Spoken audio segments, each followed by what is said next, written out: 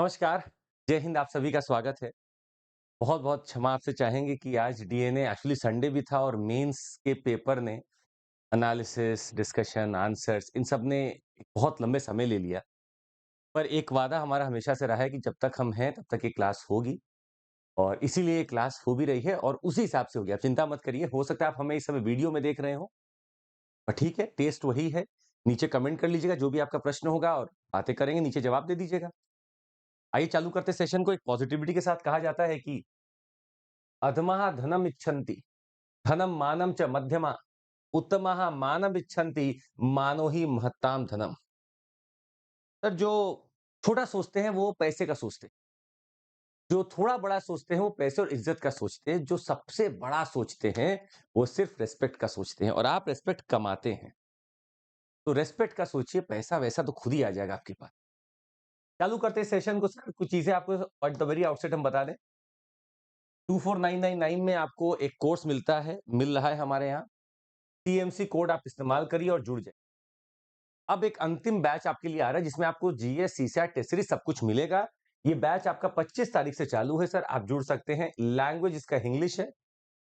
Join us and enjoy the content preparation journey. यही है। तो हैप्पीनेस वहां मत ढूंढिए, हैप्पीनेस पाथ में ढूंढिए। And Unacademy is trying to have that imbibing of the idea of happiness in your journey. Assurance, Unacademy assure कर रहा है। आप 2 साल का कोर्स लीजिए, प्रीलिम्स निकालिए, मेंस में आपको पूरा गाइडेंस रहेगा। फुल्ली पेड ऑनलाइन क्यूईपी आपको मिलेगा। मेंस निकालिए, आपको इंटरव्यू में पूरा हमारा इंटरव्यू गाइडेंस रहेगा। आप फाइनल सिलेक्शन कर लेंगे। नहीं कर पाए तो हम आपका या तो पैसा देंगे या फिर आपका 1 साल और एक्सटेंशन करेंगे, जैसा फिर आपका पढ़ाई के हिसाब से चल रहा होगा। चलिए चालू करते हैं। कुछ चीजें हैं, देख लेते हैं, समझ लेते हैं। पहला टॉपिक है PM Modi meets Biden ahead of quad summit. अब देखिए, अब चूंकि हम लोग ये कल भी डीएनए करेंगे तो ये कल और विस्तृत रूप से आएगा। पर हाँ ठीक है, इंडिया यूएस का एक हमारा थीम है। हमारे ऑनरेबल प्राइम मिनिस्टर साहब कल रात में पहुंचे और बाइडेन से मिले। आज और भी बहुत चीजें हुई हैं सर, देखेंगे हम लोग। फिलहाल आपको बता दें, एक क्वाड कैंसर मूनशॉट इसकी बात हुई। ये पेट प्रोजेक्ट है मिस्टर बाइडेन का, whose adult son died of cancer in 2015। और ये screening, vaccine, treatment supported by donation from all four Quad partners की बात कर रहा है। क्वाड कैंसर मूनशॉट की बात हो रही है और ये क्वाड के में रहेगा। इसके अलावा बहुत सारी और बातें हुई हैं। चाइना के लिए बातें हुई हैं, रशिया के लिए बातें हुई हैं, क्वाड को और अच्छा कैसा करना है इसकी बातें हुई हैं, बहुत सारी चीजें हुई हैं, डिफेंस की बातें हुई हैं। कल विस्तृत रूप से जो आएगा हम आपको दिखाएंगे। एक फैक्ट जो हमें लगा आपको दे देना चाहिए था, वो था क्वाड कैंसर मूनशॉट। अगला टॉपिक देखते हैं, छोटा सा है, संडे बहुत ज्यादा खबरें नहीं रहती हैं। International order, international order sir, देखिएगा इसको। रशिया चाइना एक नेवल एक्सरसाइज कर रहे हैं सी ऑफ जापान में, सी ऑफ जापान में। जी हाँ, क्या नाम है आपके लिए बहुत इंपॉर्टेंट है sir. Joint detachment of warships of the Pacific fleet and Chinese navy set out from Vladivostok to conduct the joint Russian Chinese Beibu, PEIBU direct question, Beibu interaction 2024 naval exercise. Beibu slash interaction 2024 naval exercise किसके बीच में? China और Russia के बीच में। कहां पर? Sea of Japan, sea of Japan में, sea of Japan में। याद रखिएगा, दिस इज बीबू। और चलते हैं, ransomware threats mounting every year. Science and technology का थीम है और रैंसमवेयर क्या है? आपके सिस्टम की सारी फाइल्स को लॉक कर दें, आपके सिस्टम को लॉक कर दें और हम आपसे फिर इंक्रिप्शन की के बदले में कुछ पैसा मांगे। तो मैंने आपका सब लॉक कर दिया, अब हम आपको धमकी दे रहे हैं, नहीं बताओगे तो हम दिखा देंगे पापा को अभी। नहीं तो एक काम करो, पैसा दो। आप पैसा दिए। अच्छा, देखा जाता है 25% ऐसे भी केस है जहां पैसा देने के बावजूद भी कुछ नहीं होता, इंक्रिप्शन बना रहता है। तो रैंसमवेयर की बात की जा रही है सर। सर्टिन ने रिपोर्ट किया कि 53% इंक्रीज हुआ है रैंसमवेयर में incidents in 2022 that particularly affected IT services, finance, manufacturing, critical infrastructure, essential service खराब किया। जैसे ransomware के कुछ नाम है, Akira, LockBit, CryptoLocker, WannaCry, Petya and non Petya, Ryuk, DarkSide, Locky, the evil and Conti. ये सब क्या है सर? नाम, ये नाम आपको पीटी में दिखते हैं, तो आपको पता होना चाहिए ये मेरे क्या है, आर माई रैंसमवेयर्स। तो रैंसमवेयर क्या करेगा? आपके पहले सिस्टम को रोकेगा। तो these attacks constitute various offences. अभी इस पे आते हैं हम पहले, और आपको पहले हम ये दिखा दें क्या करता है। This is my system.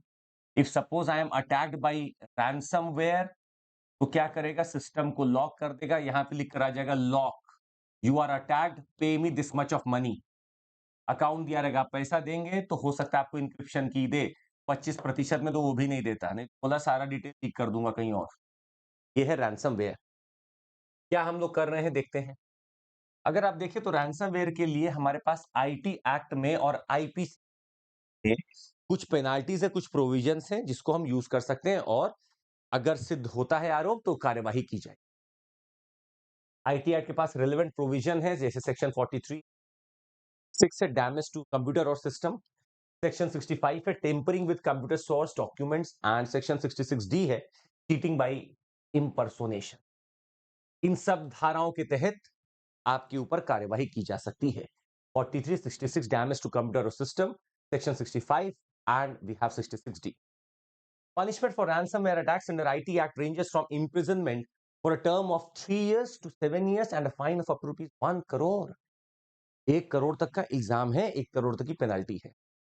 Ransomware Task Force is a specialized unit within India's National Cyber Security Coordinator organization that serves, मतलब हमारे पास एक टास्क फोर्स भी है, नेशनल रैंसमवेयर टास्क फोर्स भी है। ये क्या करती है? एक स्पेशलाइज्ड यूनिट है हमारे नेशनल साइबर सिक्योरिटी कोऑर्डिनेटर के तहत, जो कि सेंट्रल पॉइंट होगा किसी भी रैंसमवेयर अटैक से निपटने के लिए। Cyber security framework for the Indian banking sector 2018 issued by the RBI provide specific guidelines कि कैसे आपको रैंसमवेयर से बचकर रहना है। तो हम लोग दुरुस्त हैं, हमारे पास सर्ट इन है सर, सर्ट इन दिन रात ये काम करता रहता है, सर्ट इन, और आपको कंप्यूटर इमरजेंसी रिस्पांस टीम के तौर पर मदद करता है। 24/7 नोडल एजेंसी है, और आपके कौन से कहां पे अटैक हो रहे हैं, कैसे उसको फिल्टर करना है, कैसे तैयारी करनी है, सबका अलर्ट सर्टिन देता रहता है। तो मेरे पास रैंसमवेयर की तैयारी है। पेटिया नॉन पेटिया क्या है, नीचे कमेंट करके बताइएगा। पेटिया नॉन पेटिया क्या है, नीचे कमेंट करके बताइएगा। In response to rising digital threats, the centre has enacted the digital personal data protection act. देखिए, जब तक हमें डिस्कस करें आपको बता दें, देखिए मेंस में क्वेश्चन भी आया है और इसको हम लोगों ने बहुत बार डिस्कस किया। It is not for the first time we are discussing digital data protection bill. आपके डेटा को बचाने के लिए, पर्सनल डेटा को बचाने के लिए, ताकि कोई भी फाइड्यूशरी आपका डेटा मिसयूज ना करे, इधर उधर ना करे, उसके लिए है ये। stringent data protection measures है for public and private entities, enhancing India's cyber resilience, and this is as we have the act today। चलिए अगले पे चल। Commercialization of health services can be a recipe for disaster। This is a health topic, and this topic talks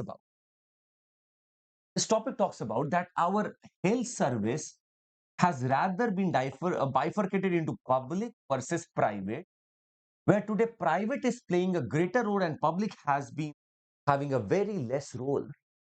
The private role कहां बढ़ रहा है? Private role आपका बढ़ रहा है सेकेंडरी और टर्शियरी हेल्थ सर्विसेज में, बहुत तेजी से बढ़ रहा है। कहा जाता है कि भारत में India has the biggest private sector, India has the private sector, हमारा बिगेस्ट प्राइवेट सेक्टर है, पर ये पूरा सेक्टर कमर्शियलाइज्ड है। और सबसे बड़ी बात है, we are not able to regulate it. It is such a big sector, yet without that much of regulation. ये इतना बड़ा सेक्टर है और इसमें रेगुलेशन भी नहीं हो पा रहा है ठीक से। मतलब रेगुलेशन किस चीज का चाहिए sir? Prices of medicine, of devices, of hospitalisation, इन सब का कुछ भी रेगुलेशन नहीं हो पा रहा है ठीक। तो क्या हम कमर्शियलाइजेशन ऑफ हेल्थ सर्विसेज कर रहे हैं सर? लग तो वही रहा है, लग तो वही रहा है, और हमारे लिए बहुत खतरनाक हो सकता है ये। और सुनिए, इस आर्टिकल में जिक्र किया गया है यूएस मॉडल का। कहा जा रहा है कि यूएस मॉडल क्या भारत के लिए इफेक्टिव है? नहीं सर, पहले यूएस मॉडल क्या है समझ लीजिए। यूएस मॉडल बोलता है कि आपका आपका this US model says that Managed care is based on an insurance model where a person becomes a member of the network based on his ability to pay the premium. एक network है sir, और इसको health services बहुत अच्छी मिलेंगी, बशर्ते आप इतना प्रीमियम भरने लायक हो तो। भारत में आप कैसे वर्क करेंगे? आपका हेल्थ सिस्टम फॉलो करता है मैनेज्ड केयर, मतलब पीपल को हेल्दी रखो, इलनेस को बचाओ, हॉस्पिटल को कम करो, हॉस्पिटलाइजेशन कम हो उनका, ऐसी कोशिश करेंगे। अब आप अगर एक मैनेज्ड केयर सर्विस में इंश्योरेंस जोड़ दो कि जो जितना प्रीमियम दे सकता है उतना ज्यादा उसको मैं प्रोटेक्शन दूंगा, हेल्थ की सर्विस दूंगा, तो सर आप गलत हो गए यहीं पे। You are wrong here itself. The US model cannot work for India. Now there are certain facts that you have to understand. पहला फैक्ट आपके सामने, आपको बता दे, भारत का मात्र 2.5% जीडीपी का खर्चा होता है हेल्थ पे। मात्र 2.5% जीडीपी का आप खर्चा करते हैं हेल्थ पे, इसीलिए आपका पब्लिक हेल्थ सेक्टर पिछड़ा हुआ है। हेल्थ केयर सेक्टर एक बहुत बड़ा इंप्लॉयर बन रहा है, लगभग 7.5 से 10 मिलियन लोग इसमें काम करते हैं। इसका मार्केट अगर आप देखिए तो $110 बिलियन का हुआ करता था, अब ये लगभग $650 बिलियन का है, 2025 तक बनने की उम्मीद है। लगभग मेडिकल टूरिस्ट आपके पास बढ़ते जा रहे हैं, और अब आप कहीं ना कहीं उम्मीद कर रहे हैं कि ये और बढ़ेंगे और लगभग 7 मिलियन तक पहुंच जाएंगे कुछ समय में, और 2025 में 8 मिलियन।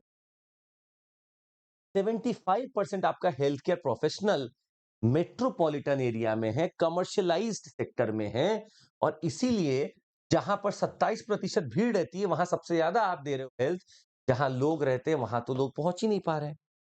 अर्बन रूरल डिवाइड दिख रहा है सर मुझे, मतलब 75% प्रोफेशनल्स जो हैं वो अर्बन एरिया में है वर्सेस 25% इन रूरल एरिया।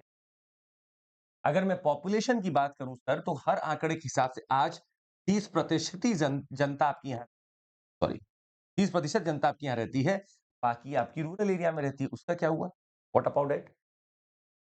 ये सबसे बड़ी बात है। WHO बोलता है कि भारत में 0.8 डॉक्टर्स हैं पर 1000 पीपल इन इंडिया। 0.8 डॉक्टर्स पर 1000 पीपल, क्या ये बोलता है? अरे 1 डॉक्टर पर 1000 कर। We have scarcity of doctor, और आज भी भारत में आपको हम बता दें, आउट ऑफ पॉकेट एक्सपेंडिचर, आपका अपना पैसा लगभग 55% के आसपास आज भी है। क्यों है? Commercialisation of health care. Public sector है ही नहीं, और है भी तो आपके पास, जो पब्लिक सेक्टर है भी वो भी बहुत स्क्यूड है, उसका इस्तेमाल तो खुद बड़े लोग कर रहे हैं। एम्स में सर 50% बेडों पे तो बड़े बड़े लोग लेटे हुए हैं, उनके परिवार के लोग लेटे हुए हैं, आप हम या आम जनता थोड़ी ना है। ये कहानी है, और इसका मतलब है आपका हेल्थ सिस्टम जो पब्लिक का है वो कैसा है? रिग्रेसिव है, मतलब जो अफोर्ड नहीं कर पा रहा उसको नहीं लाभ मिल रहा, जो अफोर्ड कर सकता है बड़े बड़े अस्पतालों को, हेलीपैड्स, हेलीकॉप्टर को, उनको भर्ती कर रहा है। ये फर्क है। So this is the idea here, and I think this is a very important topic for mains also and prelims also.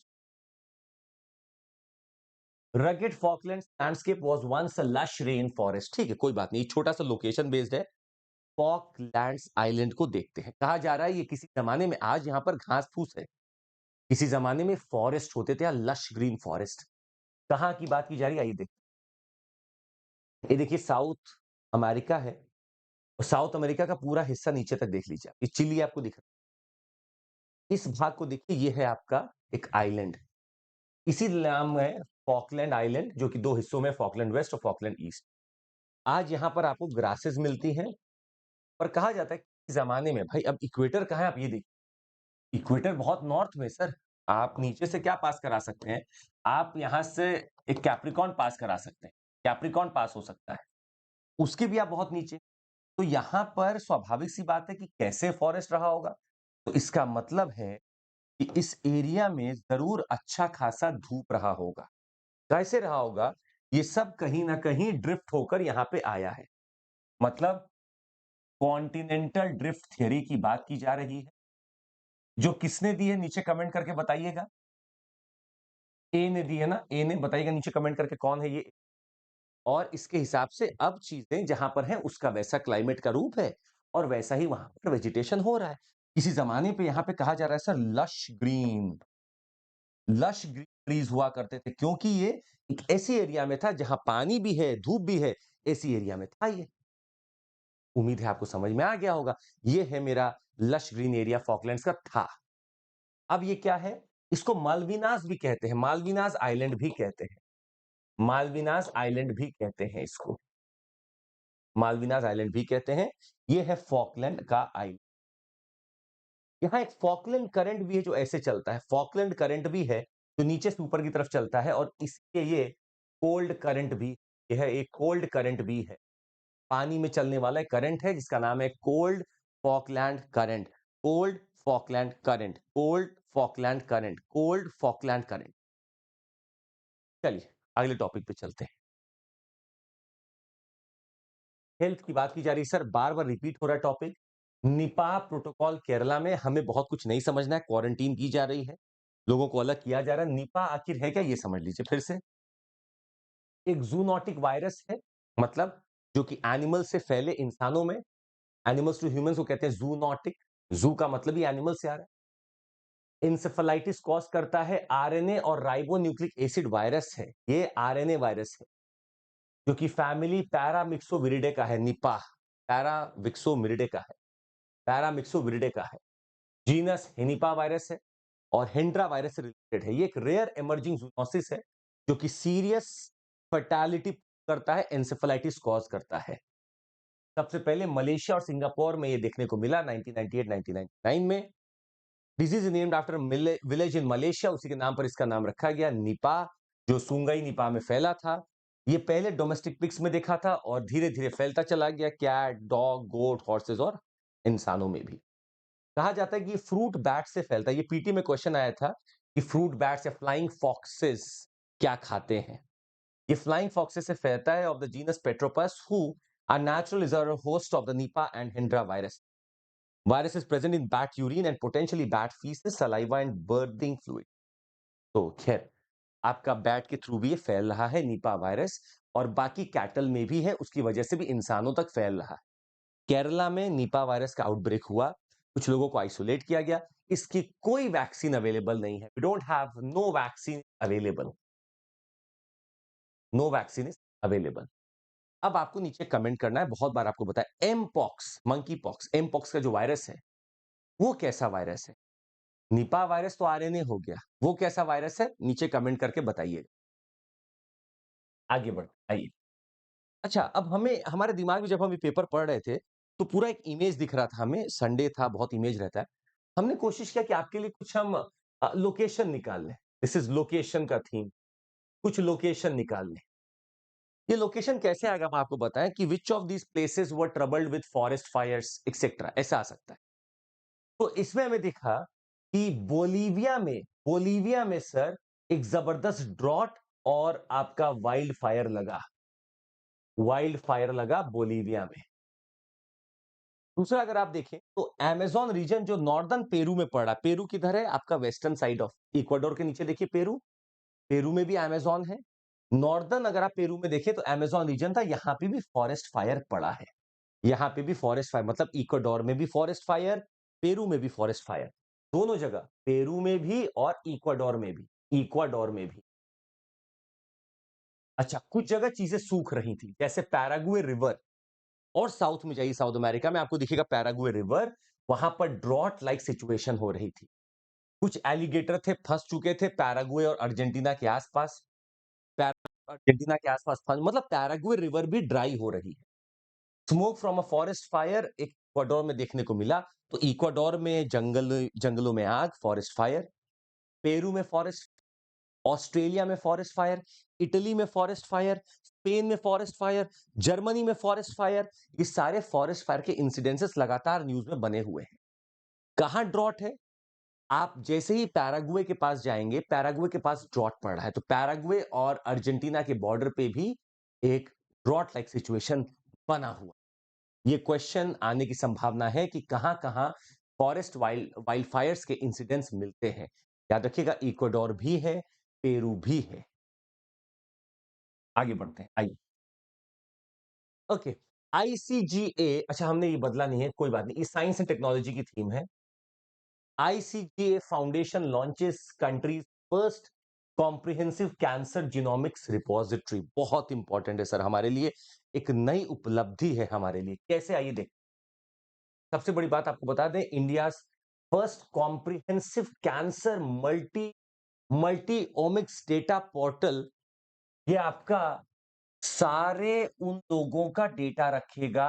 India cancer genome Atlas foundation, एक रिपोजिटरी लॉन्च हुई है बाय आईसी, इंडिया का पहला platform जो कि open access देता है to data from Indian cancer patients. Indian cancer patients, अभी इनमें ब्रेस्ट कैंसर के जो लोग हैं उनमें क्या दवाइयां चली हैं, क्या जीनोमिक्स है, क्या बदलाव हुए, क्या नहीं हुए, इसका पूरा रिपोजिटरी बन रहा है।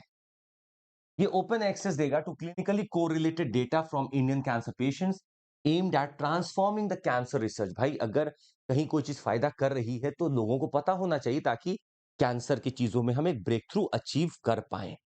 बहुत इंपॉर्टेंट बात थी सर। ये इंस्पायर्ड है सर 2006 में यूएस ने लॉन्च किया था, एक ऐसा ही रिपोजिटरी यूएस ने लॉन्च किया था, उससे ये इंस्पायर्ड है। ये पोर्टल पहला होगा in India to offer data that includes DNA, RNA and protein profiles of breast cancer patients integrated with clinical outcome. DNA profile क्या है, आरएनए प्रोफाइल क्या है, प्रोटीन्स का प्रोफाइल क्या है, सब बताएगा आपको। करंटली प्लेटफॉर्म में 50 ब्रेस्ट कैंसर के पेशेंट्स का डेटा है, धीरे धीरे 500 होगा और बढ़ जाएगा।